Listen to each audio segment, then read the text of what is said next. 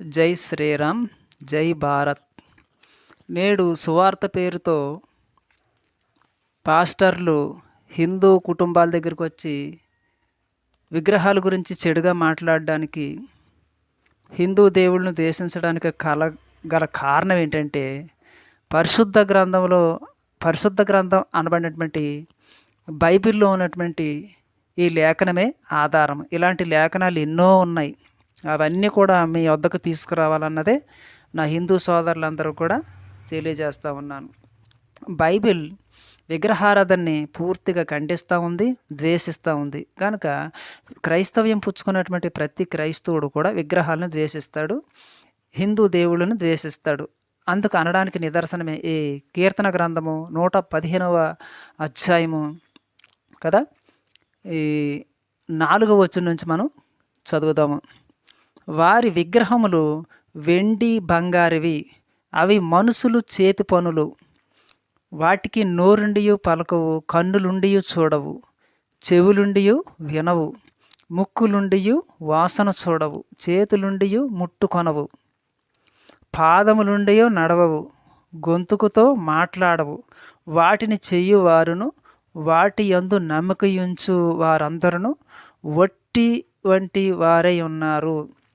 ఇశ్రాయేలులారా, యెహోవాను నమ్ముకొనుడి, ఆయన వారికి సహాయము, వారికి కేడము. చూశారు కదా, కీర్తన గ్రంథం 115వ అధ్యాయం 3వ వచనం నుంచి 4వ వచనం నుంచి 5 వచనాల దాకా, 8 వచనాల దాకా మనం చూసినట్లయితే విగ్రహాలని ఎంత ఖండిస్తూ ఉందో బైబిల్.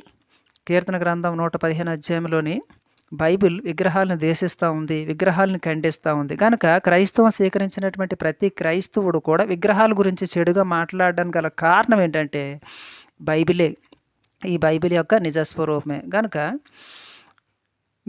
క్రైస్తవులు ఎప్పుడైతే సువార్త పేరుతో మీ వద్దకు వస్తారో, సువార్త ప్రకటిస్తారో, తప్పకుండా మీకు కూడా ఇదే చెప్తారు, ఇదే వింటారు. కనుక క్రైస్తవ్యం స్వీకరించాలనుకున్న ప్రతి ఒక్కరూ కూడా పరిశుద్ధ గ్రంథం అనబడినటువంటి బైబిల్ చదవండి. బైబిల్ చదివి అప్పుడు క్రైస్తవం స్వీకరించాలా వద్దా అన్నది నిర్ణయించుకోండి. నేడు భారతదేశంలోని క్రైస్తవం వలన హిందూ కుటుంబాలన్నీ కూడా చిన్న భిన్నం అయిపోవడానికి గల కారణం బైబిలే. కనుక బైబిల్ని చదవండి, బైబిల్ జోలికి వెళ్ళకండి. హిందువులారా, మీరంతా జాగ్రత్త అవ్వండి, మీరంతా కూడా జాగ్రత్తగా ఉండాలని ప్రతి ఊర్లోని క్రైస్తవ పాస్టర్లు మీకు సువార్త ప్రకటించడానికి వచ్చినప్పుడు ఈ లేఖనాలు ఎత్తి చూపించండి. క్రైస్తవ్యము సత్య మార్గము అన్నప్పుడు ఏంది